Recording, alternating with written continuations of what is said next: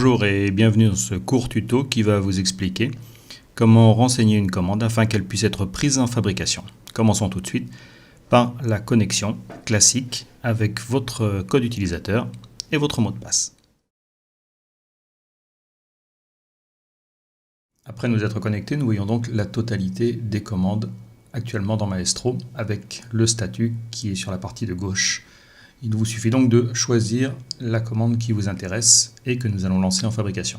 Tout en haut, une échelle de temps indiquant les différentes étapes que va traverser notre produit. Nous sommes actuellement en statut à compléter, c'est-à-dire que Maestro attend que vous donniez les éléments nécessaires à la fabrication de cette commande.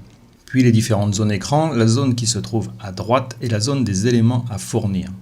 C'est ici que devront se retrouver tous les éléments qui vont servir à la fabrication de Maestro. Dans la partie de gauche se trouve la zone des éléments clients, des éléments qui sont d'usage fréquent, les logos, les plans, les chartes graphiques. En haut à droite se trouvent les onglets, les différents onglets qui vont décrire la commande.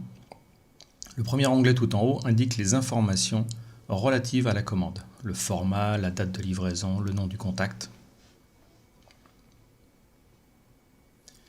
L'onglet se situant tout en bas, et l'onglet qui nous intéresse le plus, c'est celui qui va vous permettre de glisser les éléments de fabrication pour cette commande.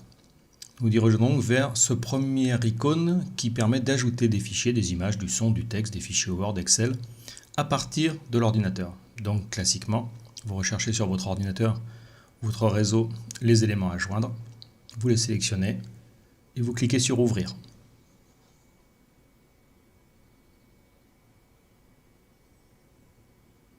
Les éléments, une fois qu'ils sont uploadés, apparaissent dans la partie droite de Maestro. Vous pouvez également créer un dossier de façon à vous organiser s'il y a beaucoup d'éléments. Il suffit classiquement de cliquer sur l'icône et un dossier est créé que vous pouvez bien entendu renommer en cliquant dessus. Dans la partie de gauche, on retrouve les éléments propres au client, des éléments qui ne bougent pas. En double-cliquant dessus, vous allez donc pouvoir retrouver des logos qui reviennent fréquemment, des chartes graphiques, qu'il vous suffit de glisser dans la partie droite. De la même façon, vous pouvez créer un dossier dans la partie client. Sur cette icône, nous allons pouvoir créer des consignes. Des consignes, c'est un dialogue entre le client et l'opérateur qui va fabriquer le produit. Vous saisissez donc une consigne, ou plusieurs, ce qui va vous permettre de dialoguer avec le fabricant.